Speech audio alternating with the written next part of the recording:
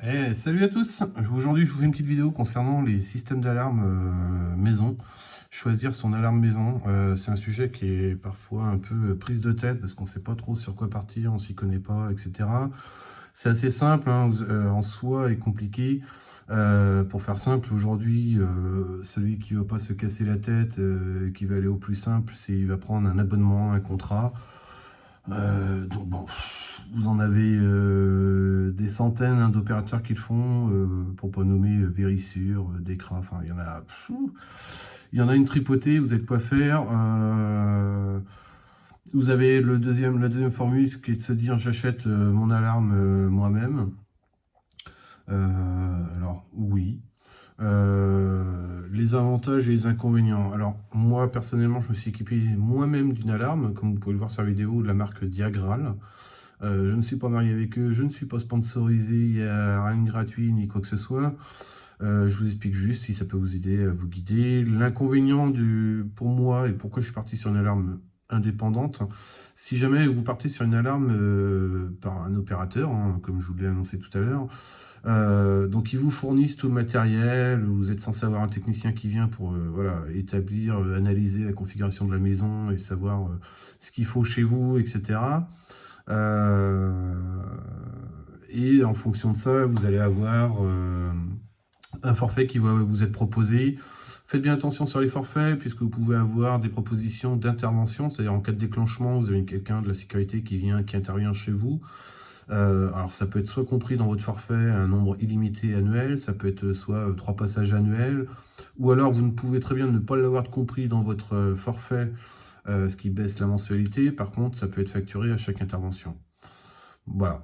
Moi, je suis pas pour. Il faut savoir qu'aujourd'hui, si vous vous êtes un peu renseigné, vous savez que c'est le délai entre guillemets de cambriolage maintenant est beaucoup plus rapide, hein. On va être entre 3 et 5 minutes, jusqu'à 12 minutes, vraiment pour des... Voilà, le mec qui est vraiment pas embêté, qui fait sa live dans la maison et qui fait tout ce qu'il veut.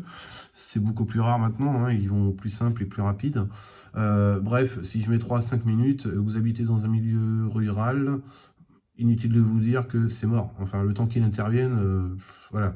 L'argument commercial est de vous dire on sécurise votre bien une fois que ça a été déclenché, donc on envoie quelqu'un qui reste à la maison, etc. Oui, sauf qu'une fois que ça a été déclenché, vous faites comme tout le monde, hein, vous appelez le voisin, vous appelez quelqu'un de la famille qui va venir sécuriser lui-même votre maison. Donc voilà pourquoi moi je suis pas pour. Et je suis pas pour non plus parce que c'est pour la raison à laquelle j'ai choisi moi mon alarme. D'une parce que je voulais être complètement indépendant et je voulais surtout avoir ce qu'on appelle, et là attention, avoir une alarme qui soit certifiée NF-A2P. Alors cette certification est donnée par pas un bureau d'études mais un cabinet d'expertise en fait qui teste tout ce qui va être les systèmes d'alarme, portes blindées, etc. Et c'est eux qui donnent le certificat ou pas. Le NF-A2P en fait c'est une certification anti-brouillage, pour faire simple. C'est-à-dire qu'aujourd'hui vous avez des brouilleurs en départ de prix sur le net qui coûtent 100 euros. Ces brouilleurs, si vous ne connaissez pas, ils ont pour objet évidemment de bruit, mais tout ce qui va être signal GSM, Wi-Fi, enfin bref, ils arrivent, ça brouille tout. Donc quand vous êtes sur des systèmes d'alarme sans fil et que vous n'êtes pas certifié NF-A2P, il se passe quoi? Eh ben, il se passe que votre alarme ne se déclenchera pas chez vous. Il se passe qu'à un moment donné, la centrale de télésurveillance va détecter une anomalie, va se dire, oh là, c'est bizarre, il y a quelque chose qui va pas. Donc après, vous avez tout un protocole où ils vérifient forcément, hein, c'est leur job. Mais le temps qu'ils vérifient, qu'ils fassent de la levée de doute, etc., bah, autant vous dire que ça n'est que mon avis, hein, mais il fait votre maison, celle du voisin, et limite celle du quartier, avant que quelqu'un puisse intervenir ou se déplacer. La différence avec la norme NFA2P sur les alarmes, c'est que dès qu'il va y avoir un brouillage, je dis bien dès qu'il va y avoir un brouillage, l'alarme va le savoir tout de suite. C'est-à-dire qu'elle va dire, hop là, tout de suite, on essaie de me brouiller, c'est bizarre, je me déclenche. Elle ne cherche pas à comprendre, elle se met en mode alarme, donc là, ça pète. Et voilà. Conseil aussi, c'est donc très important la norme NFA2P. Hein, ça paraît pas grand-chose, on n'y fait pas forcément attention, sauf parce qu'on n'est pas au courant.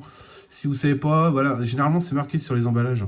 Moi, si j'ai deux marques à vous conseiller, évidemment, c'est celle que j'ai, c'est à savoir Diagral, hein, marque française, et une autre qui est bien aussi, Delta, toujours français. Alors, c'est pas les moins chers, je vous le dis. Par contre, c'est des produits, enfin, qui, à mon sens, et ça n'engage que moi, sont très très fiables. Déjà, rien que d'entrée de jeu au niveau des garanties, voilà, vous avez plus de garanties, vous n'êtes pas sur du 1 an, 2 ans, hein, vous êtes sur du 5 ans, je crois, de mémoire. Voilà. Moi, ça va faire, je vais arriver à ma 5e année. J'ai jamais eu un seul défaut d'alarme ou quoi que ce soit. Enfin, c'est du bon matos. C'est cher, mais c'est voilà, c'est du bon matos. On le voit au niveau de la qualité des plastiques et tout ce qui s'ensuit. Enfin, voilà, vous avez vraiment, c'est top. Moi, j'ai rien à dire sur leur marque. Encore une fois, je suis pas sponsorisé par eux. Mais voilà, après c'est un choix à faire. C'est soit vous investissez, alors l'investissement, si c'est un peu la question que vous vous posez, tout dépend de la configuration de votre maison, du nombre de fenêtres, enfin de portes, etc. On va dire que vous démarrez sur le pack, par exemple sur un pack de chez Diagral, hein, vous allez être allez, à 1000 euros, on va dire en prix de départ, peut-être un peu moins, ça dépend ce que vous voulez, mais tout dépend du nombre d'accessoires que vous allez vouloir aussi. C'est-à-dire qu'en fonction du nombre d'ouvertures, moi c'est le choix que j'ai fait d'acheter des détecteurs d'ouverture. En complément, il faut savoir que les packs généralement sont fournis avec un détecteur par exemple, ce qui est loin d'être suffisant pour sécuriser toute une maison autour.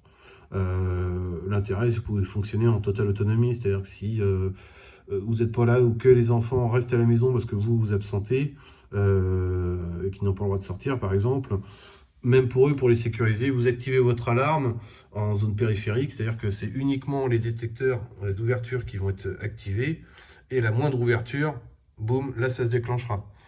Ce qui peut, même pour vous, vous servir pendant la nuit, pour ce qu'on appelle, et ce qui est malheureusement de plus en plus le cas, le homejacking, c'est-à-dire des personnes qui rentrent chez vous et qui n'hésitent pas à rentrer jour, nuit, que vous soyez là, peu importe, hein.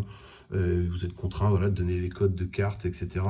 Donc là, si vous êtes chez vous, vous dormez la nuit, avant d'aller vous coucher, boum, j'active la zone périphérique. Donc vous avez différentes, hein, vous pouvez, vous voyez, vous avez différentes zones qui peuvent exister. Bah tiens, la zone 1, et puis j'active uniquement ce qui vous permet de circuler dans la maison très facilement, sans rien déclencher. Par contre, si quelqu'un venait à rentrer chez vous, vous êtes tranquille. Donc voilà, donc après c'est un choix, c'est qu'un avis personnel. Moi je suis pas du tout pour les abonnements. Voilà, au moins d'entrée de jeu le matériel vous appartient. C'est un investissement, c'est clair. Mais je pense, et ce n'est que mon avis personnel, qui est très intéressant. Si vous voulez vous donner une idée plus précise de ce que je suis en train de vous expliquer, etc., vous avez une vidéo sur le YouTube qui est très très très bien faite. Enfin, c'est ce que je pense en tout cas. Le nom du site de la personne, c'est Tout faire soi-même. Tout faire soi-même, qui a fait une vidéo notamment sur les alarmes, et qui va correspondre parfaitement à ce que moi je vous explique. Enfin, ma façon de penser. Encore une fois, ça n'est qu'un avis personnel, mais si vous voyez sa vidéo, vous comprendrez pourquoi et que ça vient aussi en complément de ce que moi je vous dis. Donc tout faire soi-même, notamment il a fait une vidéo sur Verisure, mais bon, j'ai rien contre Verisure, hein, ça aurait pu être d'autres, mais voilà. Et vous verrez un peu pourquoi l'intérêt et pourquoi surtout il faut faire très attention à ce choix avec la norme NF A2P. Et encore une fois, je suis pas marié avec eux, mais si vous voulez un conseil sur les marques fiables et françaises, Delta, et vous avez Diagral. Voilà, c'est deux marques qui sont top. C'est pas les moins chers, mais au moins vous en avez pour votre argent et c'est du très bon matos. Vous avez une très bonne assistance aussi. Enfin, c'est voilà. Moi, la dernière fois que j'ai déménagé, il me fallait encore des étiquettes, etc. Vous savez qu'on colle sur les volets, les portes, etc. Ils nous les ont envoyés gratuitement. Enfin, c'était top, hein. C'est pas grand-chose, ça leur coûte rien, mais ça, voilà, ils auraient très bien pu me dire, bah, c'est payant. Mais donc très bon matos, donc faites bien attention à ça, et moi je vous conseille ouais, vivement de ne pas hésiter à investir dans les détecteurs d'ouverture. Il vaut mieux que l'action se passe dès une ouverture d'une porte, d'une fenêtre, etc., plutôt que d'attendre que les détecteurs, eux, c'est-à-dire une fois qu'il est à l'intérieur, commencent à se détecter.